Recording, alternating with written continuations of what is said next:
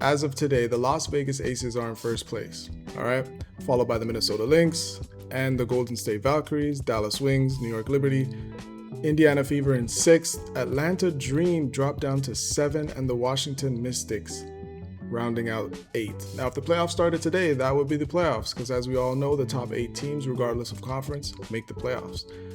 Now, recently, there's been a little bit of flip-flopping going on, and I don't mean trying to get a charge, all right? I'm talking about the standings themselves. Now, if we quickly look here, the Atlanta Dream have lost 5 straight games, falling to 12-9, right? So if that was on the other foot, right, let's just say that they won 5 games, right? So there'd be 4 losses and there'd be 17. So the Atlanta Dream could easily be in first place right now. All right. And look again, the Valkyries have won 5 straight ball games. So if you take away those 5 wins, right, and they were back down, let's just say at 10 wins, they're barely hanging on for a playoff spot, right? So there's a lot of flip-flopping happening. So why is this important? Now, the MVP usually goes to the best player on the best team with the best stats. But what a lot of people don't discuss is how valuable that player is to their team. Now, recently you had right? Now, similarly, you had Olivia Miles miss some. Now, let's hop back on these standings real quick. How valuable are you to your team? Now, let's look at recent history. In 2019, you had Elena Del Don. Wow, that's an amazing basketball player right there. So Elena Del Don won MVP. Didn't she play for the Sky? Oh yeah. She played for the Sky. In 2015. But anyways, 2019. 2019, Elena Del Don played for the Washington Mystics and won the MVP. Now, why is this important? Let's look at the 2019 standings. Oh, would you look at that? The Washington Mystics were in first place. The best player on the best team. And I'm not going to dive too deep. I'm pretty sure she had phenomenal stats above all other players this year that were in contention. Now, let's go take a look once more. What's 2020, right? Asia Wilson won the MVP, Las Vegas Aces. Let's look at the standings for 2020. Oh, would you look at that? The Las Vegas Aces, first place. Let's do one more. 2021, Jonquel Jones, Connecticut Sun, right? So let's do 2021. You get the idea. Oh, look at that. Connecticut Sun. Now, I know there was a year, I can't remember. No, it's right here. 2023. All right, 2023, Breanna Stewart. Shout out Stewie. Big Stewie. New York Liberty. Okay, let's go look at 2023 real quick. Now, I'm pretty sure, yeah. So the New York Liberty were not in first place. So they were the second best team by 2 games, right? And Breanna Stewart won. I'm pretty sure her stats were out of this world. I'm not going to dive deep, but I believe that it was slightly better than Asia Wilson this year, clearly, as she won the most valuable player. Now, the best player on the best team with the best stats. Now let's look at this year, 2026, right? That's what type of time we're on, right? Now, Asia Wilson is having herself another career year. 26, all right? Let's just call it what it is. 25.7 points, 9.4 rebounds, and 3 assists per game, right? So to me, that's 26, 9, and 3. Phenomenal. The only way that Asia Wilson does not win the MVP this year is if another team finishes in first place and a player on that team significantly improves their stats. Now, right now on the Minnesota Lynx, Natasha Howard's having a phenomenal year. She's averaging about 18 and 8, and I believe you know what? Let's just go check real quick. 17 and 8. Pardon me. So she's averaging 17 and 8, and Olivia Miles is averaging 18 and a half points per game, pretty much 5 rebounds per game, and almost 6 assists per game. Phenomenal, right? But let's look at the standings. If the Minnesota Lynx were to leapfrog, which is very, very probable, right, in this season, look at the logjam from first place to 8th place is a difference of 5 games, all right? So every game matters from here on out. This losing 5 straight, this can happen if you really want to compete, whether it's home court or just to win the MVP. It's an honor that everyone should be pleased to win. So anyways, let's continue further. The only way that anyone on the Minnesota Lynx could win the MVP is if, one, it's contingent on this for sure. They have to finish in first place and they have to improve the stats.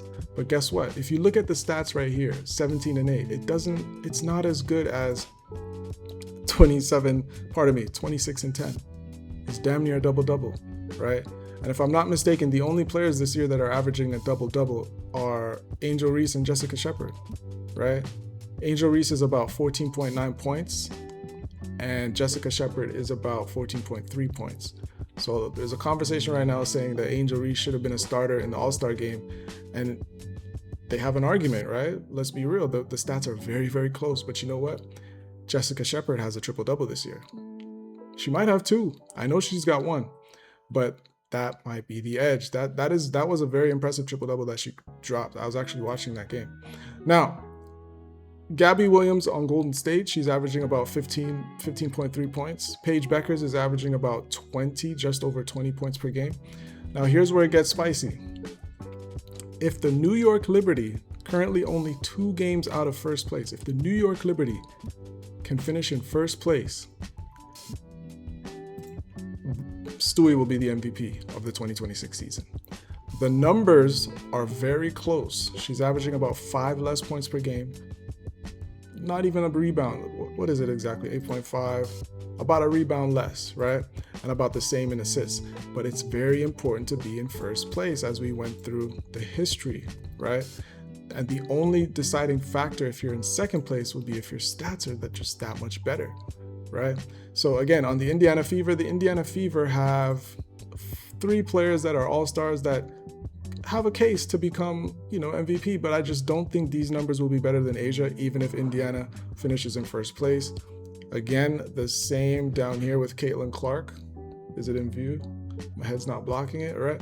So Caitlin Clark, 21, 4, and 8 assists per game is very impressive, right? But even if they finish in first place, it's just not better. And especially if it's Indiana 1 and Las Vegas 2, I just don't think, Aaliyah Boston is having a phenomenal year as well. It's not a double-double, but it's 17-9.